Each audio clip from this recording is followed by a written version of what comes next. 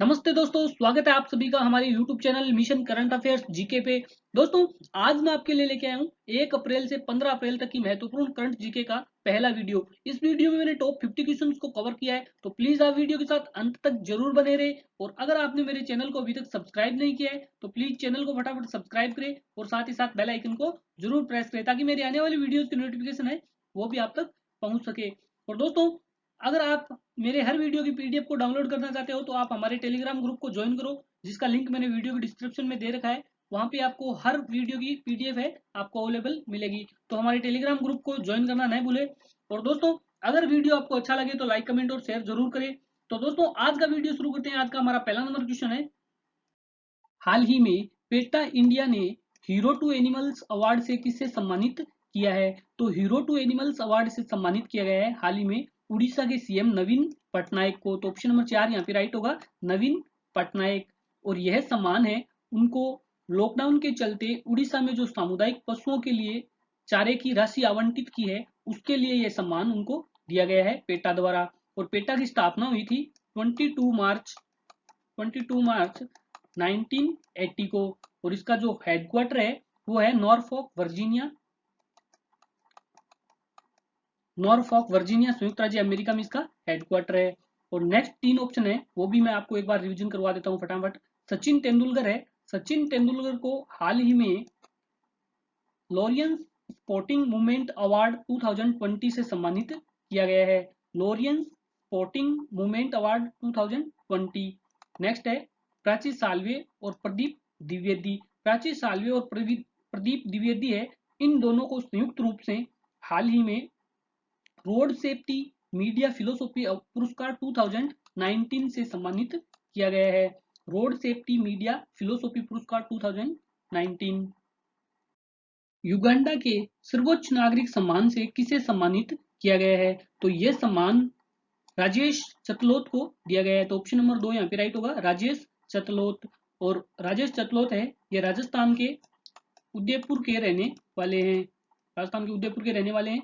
और इनको हाल ही में प्रवासी भारतीय सम्मान भी मिला था, जो प्रवासी भारतीयों के लिए सर्वोच्च पुरस्कार होता है। और यह सम्मान है यह राष्ट्रपति रामनाथ कोविंद द्वारा वाराणसी में 2019 में इनको ये सम्मान दिया गया था। और युगांडा की जो राजधानी है, युगांडा की राजधानी है वो है कंपाला। कंपाला युगांडा की राजधानी है और वहां की जो मुद्रा है वो है युगांडाई शिलिंग। युगांडाई शिलिंग वहां की मुद्रा है। The art of fair deal the untold story of Melania Trump के पुस्तक के लेखक कौन है? तो इस पुस्तक के लेखक है मेरी जॉर्डन। तो ऑप्शन नंबर 2 यहाँ पे राइट होगा, मेरी जॉर्डन। और इस पुस्तक का विमोचन है वो 16 जून 2020 को किया जाएगा, अभी इसका विमोचन नहीं किया है। और इन्हें जो मेरी जॉर्डन है इनको हाल ही में वॉशिंगटन पोस्ट के लिए पुलित्जर पुरस्कार से भी सम्मानित किया गया था।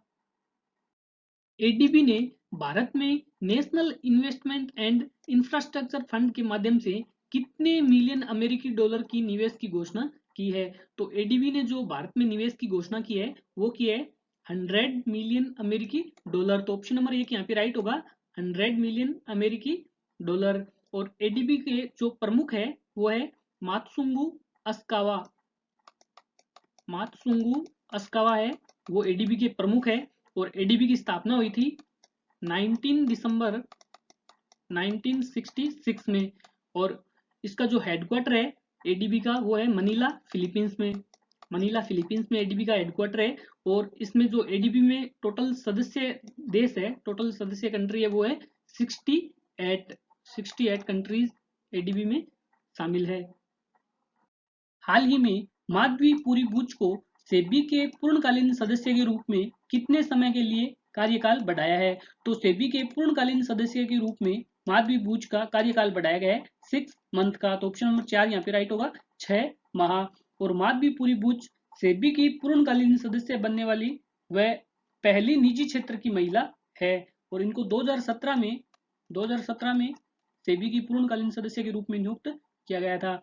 और सेबी के जो अध्यक्ष है वो है अजय त्यागी। अजय त्यागी सेबी के अध्यक्ष है और इसका हेडक्वार्टर है मुंबई में। मुंबई में इसका हेडक्वार्टर है। और सेबी की स्थापना हुई थी 12 अप्रैल 1988 को 12 अप्रैल 1988 को सेबी की स्थापना हुई थी, परंतु इसको जो वैधानिक मान्यता मिली थी वो मिली थी 30 जनवरी 1992 को। इस डेट को इसको वैधानिक मान्यता मिली थी और स्थापना हुई थी 12 अप्रैल 1988 को। तो ये दोनों डेटों में आपको कंफ्यूज नहीं होना है, स्थापना 12 अप्रैल को हुई और वैधानिक मान्यता 30 जनवरी 1992 को मिली थी। आरबीआई ने किस डिप्टी गवर्नर का कार्यकाल 1 साल के लिए बढ़ा दिया है? तो आरबीआई ने वीपी कानूनगो का कार्यकाल है जो 1 साल के लिए बढ़ाया है। तो ऑप्शन नंबर 3 यहाँ पे राइट होगा, वीपी कानूनगो। और वीपी कानूनगो है, इसका 2 अप्रैल को अपना 2 साल का जो कार्यकाल था वो समाप्त हो गया था, अभी इनका 1 साल के लिए और कार्यकाल बढ़ाया है। और अभी जो वीपी कानूनगो के अधीन जो विभाग आते थे उनमें से प्रमुख विभाग है मुद्रा प्रबंध विभाग, बाहरी निवेश और संचालन विभाग, सरकार और बैंक खातों का जो विभाग, सूचना प्रौद्योगिकी विभाग और भुगतान और निपटान प्रणाली का विभाग वीपी कानूनगो के अंडर में आते थे। और जो आरबीआई के 3 अन्य गवर्नर है, डिप्टी गवर्नर है, वो है एस विश्वनाथन, एम के जैन और माइकल देवव्रत पात्रा। आरबीआई के टोटल 4 डिप्टी गवर्नर होते हैं, जो वीपी कानूनगो, एम के जैन, एस विश्वनाथन और माइकल देवव्रत पात्रा है।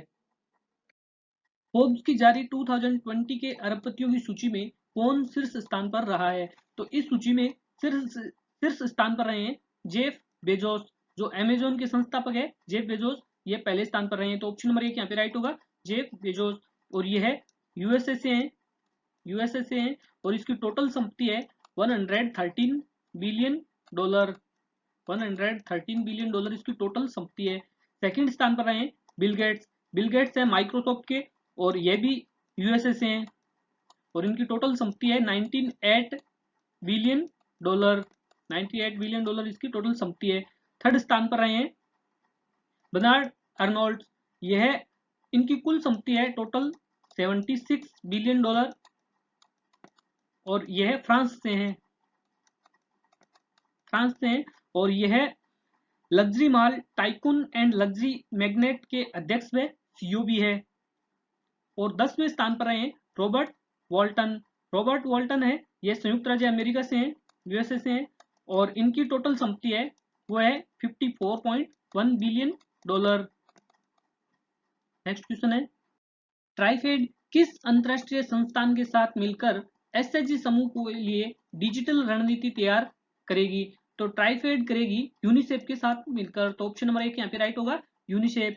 और ट्राइफेड है tribal cooperative marketing development federation of India, यह जनजातीय मामलों के मंत्रालय के प्रशासनिक नियंत्रण में आने वाली राष्ट्रीय स्तर की प्रमुख संस्थान है और इसकी जो स्थापना हुई थी ट्राइफेड की 1987 में हुई थी। और इनके जो प्रधान कार्यालय है उनके अलावा देश के विभिन्न स्थानों में टोटल 13 और प्रमुख कार्यालय स्थित है।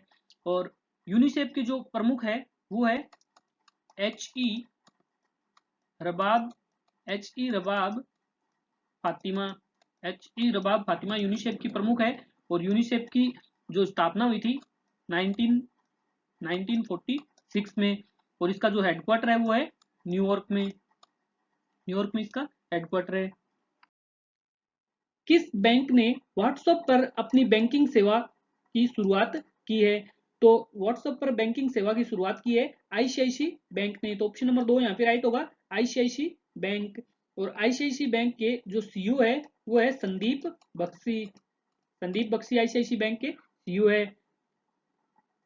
दुनिया के सबसे बुजुर्ग जीवित व्यक्ति बॉब वेटन कहां से हैं, जिसको हाल ही में गिनीज वर्ल्ड रिकॉर्ड में शामिल किया है?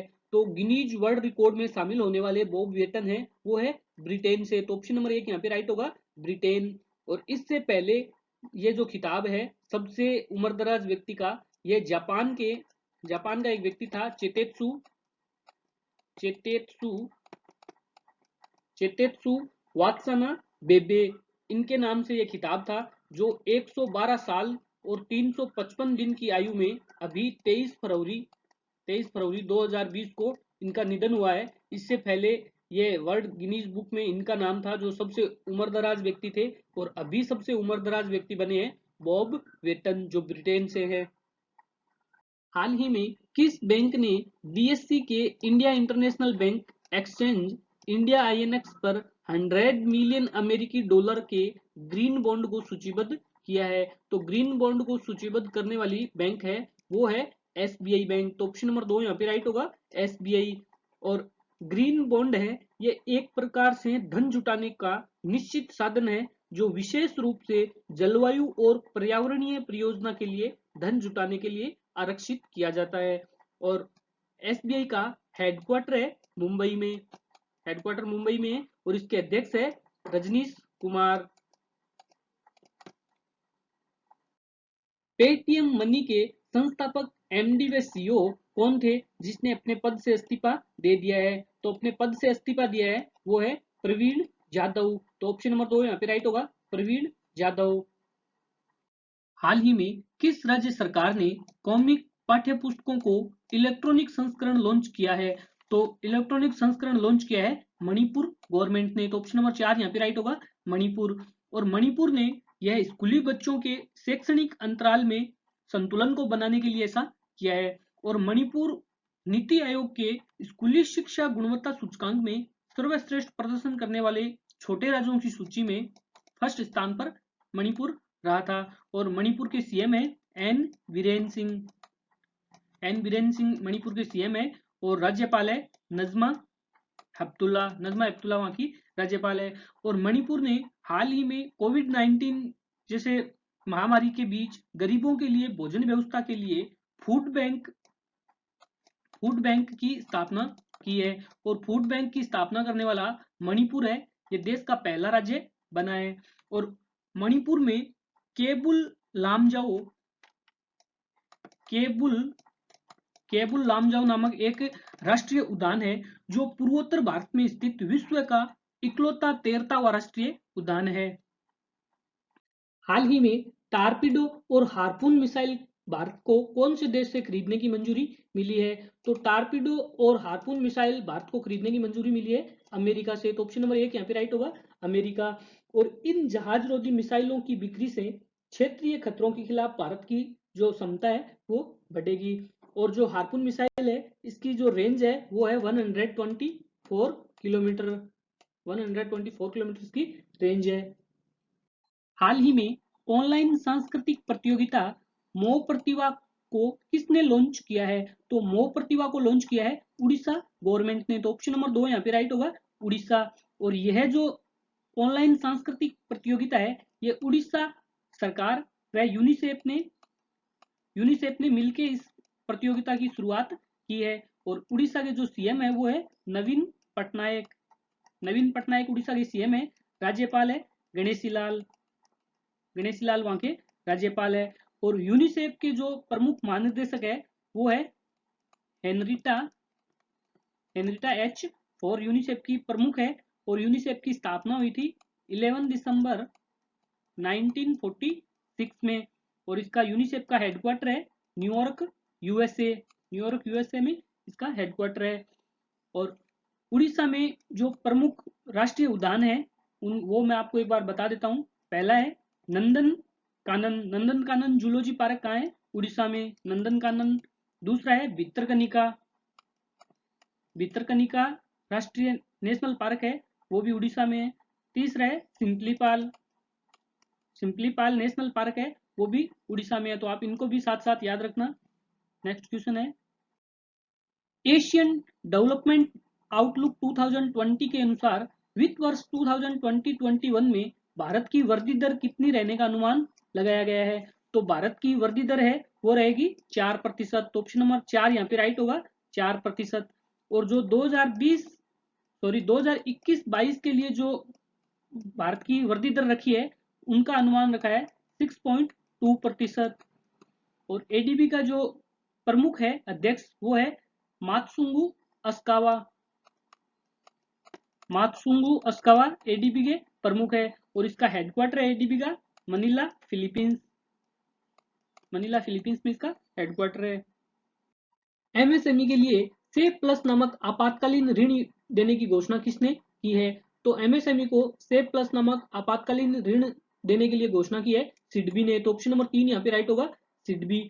और सिडबी का हेडक्वार्टर है लखनऊ में। लखनऊ में सिडबी का हेडक्वार्टर है और इसकी स्थापना हुई थी 2 अप्रैल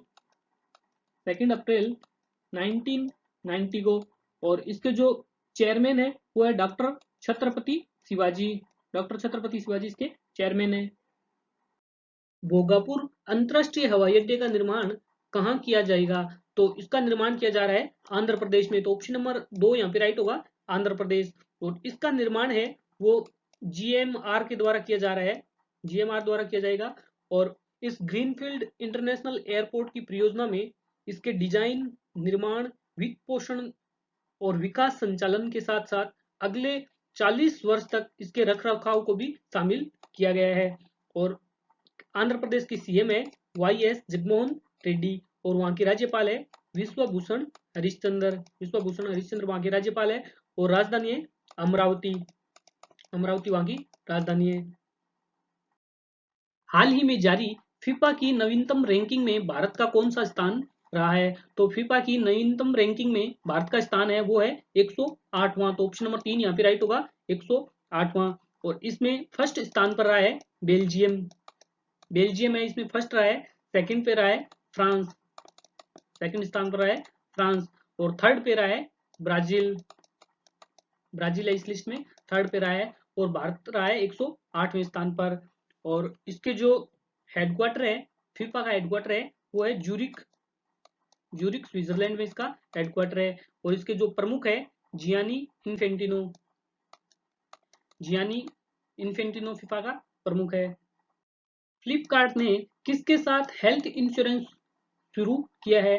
तो फ्लिपकार्ट ने हेल्थ इंश्योरेंस शुरू किया है ICICI Lombard general insurance company limited और गो डिजिट जनरल इंश्योरेंस के साथ। तो ऑप्शन नंबर 4 यहाँ पे राइट होगा, 1 व 2 दोनों।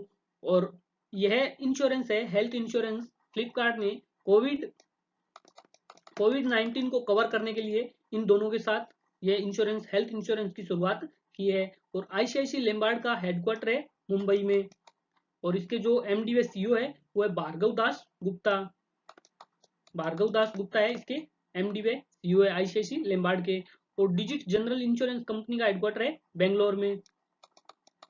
बेंगलोर में।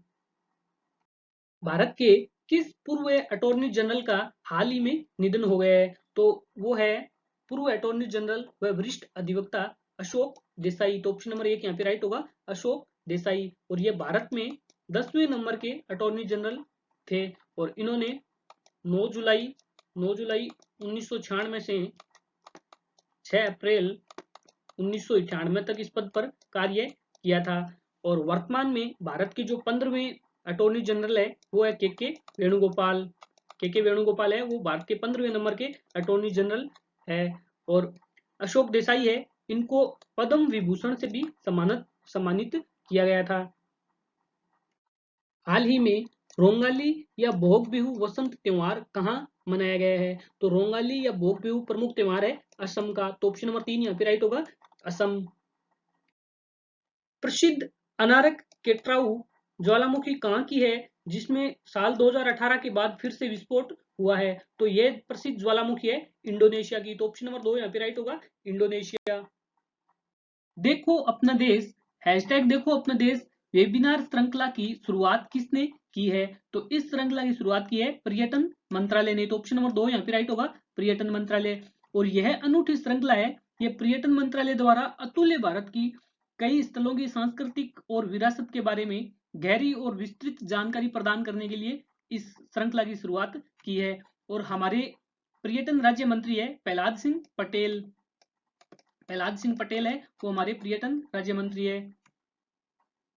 ओलंपिक काउंसिल ऑफ एशिया ने 2022 में होने वाले 19वें एशियाई खेलों का आधिकारिक शुभंकर जारी किया है। इसका आयोजन कहाँ किया जाएगा? तो 19वें एशियाई खेलों का आयोजन किया जाएगा होंगजो जापान में। तो ऑप्शन नंबर 3 यहाँ पे राइट होगा, होंगजो। और ये होंगजो है जापान का शहर है। और जो 19वें एशियाई खेलों का आधिकारिक शुभंकर घोषित किया गया है उसका नाम है द स्मार्ट ट्रिपल। ये स्मार्ट ट्रिपल के नाम से 3 रोबोट है और इनको लॉन्च चीन के होंगजाऊ शहर में अभी जो डिजिटल लॉन्चिंग समारोह रखा गया था उसमें चीन में इसको लॉन्च किया गया है। किस भारतीय शॉर्ट पुट खिलाड़ी को वर्ल्ड एथलेटिक्स बॉडीज द्वारा 4 साल के लिए प्रतिबंधित किया गया है।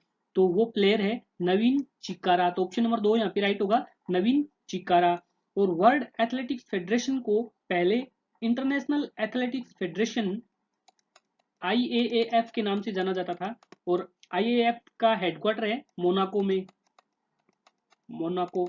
और इसके जो अध्यक्ष है वो है सेबेस्टियन कोए, सेबेस्टियन कोए इसके अध्यक्ष है।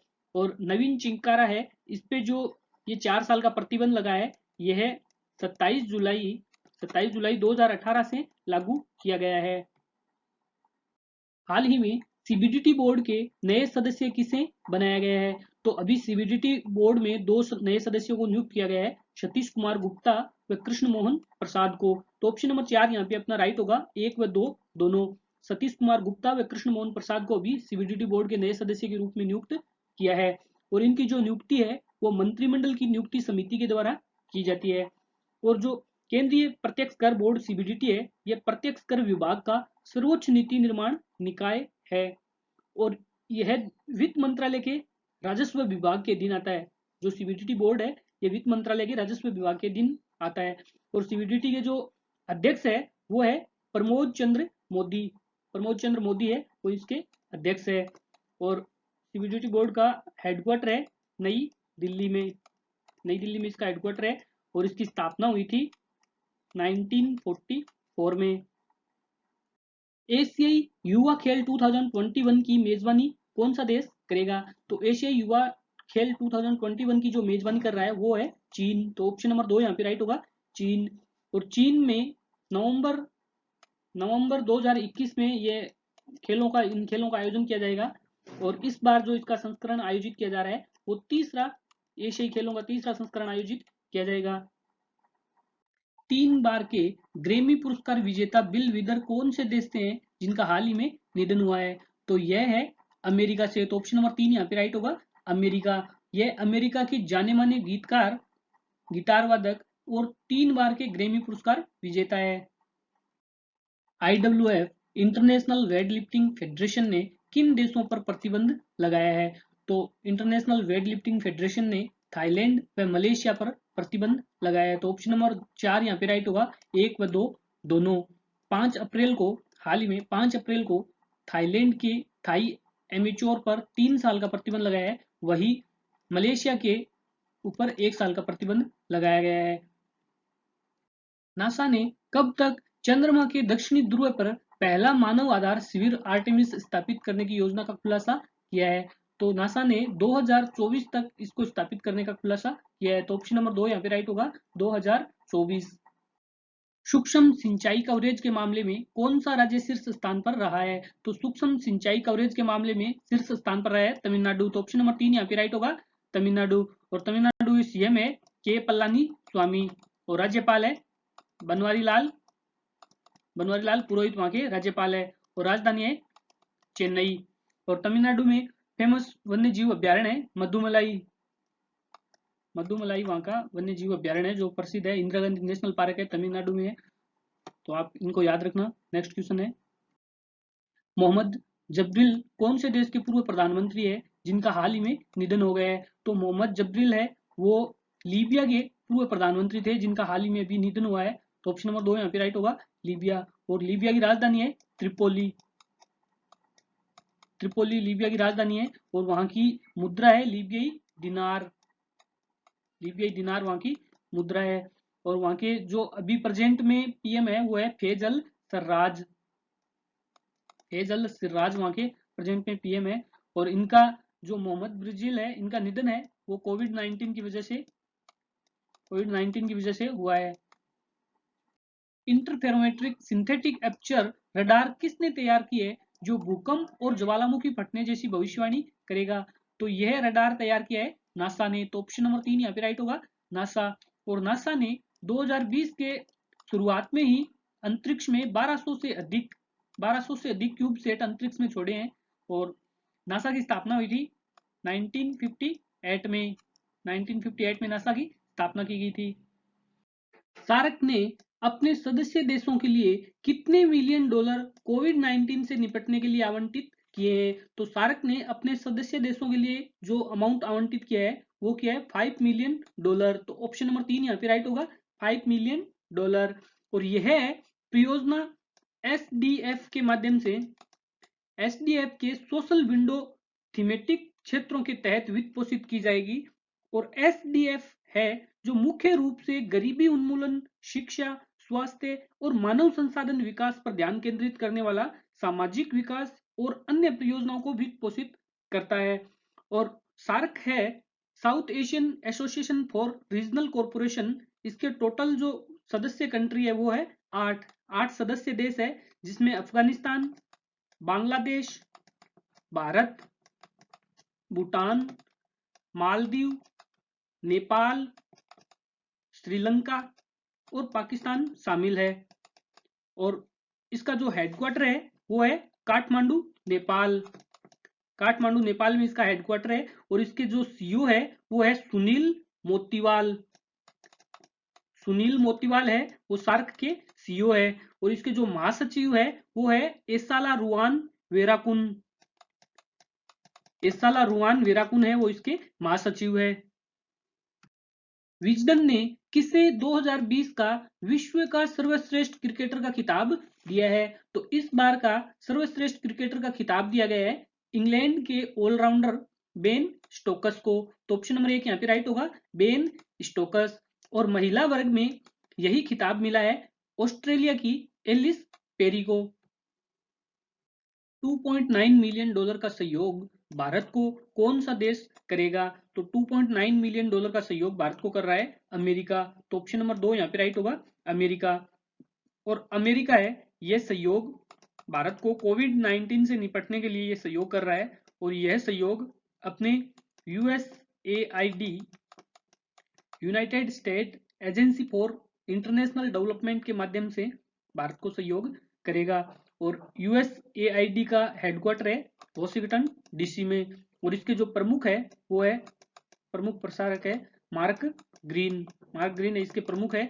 और यूएसआईडी की स्थापना हुई थी 3 नवंबर 1961 में। भारतीय एक्सा जनरल इंश्योरेंस के साथ मिलकर किस पेमेंट बैंक ने बीमा पॉलिसी लॉन्च की है? तो यह बीमा पॉलिसी लॉन्च की है एयरटेल पेमेंट बैंक ने। तो ऑप्शन नंबर 2 यहाँ पे राइट होगा, एयरटेल पेमेंट बैंक। और एयरटेल पेमेंट बैंक के सीईओ है, इनके जो सीईओ है वो है अनुब्रत विश्वास। अनुब्रत विश्वास है वो इसके सीईओ है। और भारतीय एक्सा जनरल इंश्योरेंस के जो एमडी व सीईओ है वो है संजीव श्रीवास्तव। कैबिनेट ने एमपीएलएडी संसद क्षेत्रीय विकास निधि को कितने साल के लिए निलंबित किया है? तो कैबिनेट ने इसको 2 साल के लिए निलंबित किया है। तो ऑप्शन नंबर 3 यहाँ पे राइट होगा, 2 साल। 2020-21 व 21-22 के लिए इनको अस्थायी रूप से निलंबन की मंजूरी दी है। और इस निधि का इस्तेमाल है वो भारत में स्वास्थ्य सेवाओं और प्रबंध और देश में कोविड-19 जैसी महामारी से बचने के लिए इसका यूज किया जाएगा। और इसकी जो टोटल राशि है वो है 79 अरब रुपए। ये 79 अरब रुपए ये पूरी राशि भारत में कोरोना वायरस को खत्म करने के लिए यूज की जाएगी। इसमें प्रत्येक जो क्षेत्रीय सांसद क्षेत्रीय विकास निधि है, इसमें प्रत्येक में 10 करोड़ रुपए अब स्वास्थ्य प्रबंध और भारत में कोरोना वायरस से निपटने के लिए समेकित कोष में जमा की जाएगी। अभी मैं आपको बताता हूँ कि सांसद क्षेत्रीय विकास निधि है क्या। संसद स्थायी क्षेत्र विकास प्रभाग के सदस्यों को संसद क्षेत्रीय विकास निधि योजना के क्रियान्वयन की जिम्मेदारी सौंपती है। और इस योजना के तहत क्या होता है कि प्रत्येक सांसद अपने क्षेत्र में जिला कलेक्टर को अपने निर्वाचन क्षेत्र में 5 करोड़ रुपए प्रति वर्ष विकास कार्यों पर लगाने का सुझाव दे सकता है। वही राज्यसभा सदस्य राज्य में चुने हुए क्षेत्र में एक या एक से अधिक जिलों में काम करने की सिफारिश भी कर सकता है। और इस योजना के तहत जो निर्वाचित लोकसभा व राज्यसभा का मनोनीत सदस्य होता है वह अपनी पसंद के क्रियान्वयन के लिए देश के किसी भी एक राज्य में एक या एक से अधिक जिले का चयन कर सकता है। नेक्स्ट क्वेश्चन है, आईएएफ भारतीय वायुसेना ने कौन से देश को मेडिकल सहायता के लिए आवश्यक दवाइयों की आपूर्ति के लिए ऑपरेशन संजीवनी की शुरुआत की है? तो आईएएफ ने ऑपरेशन संजीवनी की शुरुआत की है मालदीव के लिए। तो ऑप्शन नंबर 2 यहाँ पे राइट होगा, मालदीव। और भारतीय सेना के प्रमुख है air chief marshal Rakesh Singh Bhadauria और इसकी स्थापना हुई थी 8 अक्टूबर 1932 को 8 अक्टूबर 1932 को इसकी स्थापना की गई थी और इसका हेडक्वार्टर है न्यू दिल्ली में, नई दिल्ली में इसका हेडक्वार्टर है। और मालदीव की जो राजधानी है वो है माले मालदीव की राजधानी है और वहां की जो मुद्रा है वो है मालदीवी रुपया। ईस्टर और चिराओबा किस राज्य का प्रमुख त्योहार है? तो ईस्टर और चिराओबा हाल ही में मनाया गया है मणिपुर में, तो ऑप्शन नंबर 2 यहाँ पे राइट होगा मणिपुर। और यह मणिपुर के मुख्य रूप से मणिपुर राज्य के मेइती समुदाय द्वारा इस प्रमुख त्योहार को मनाया जाता है।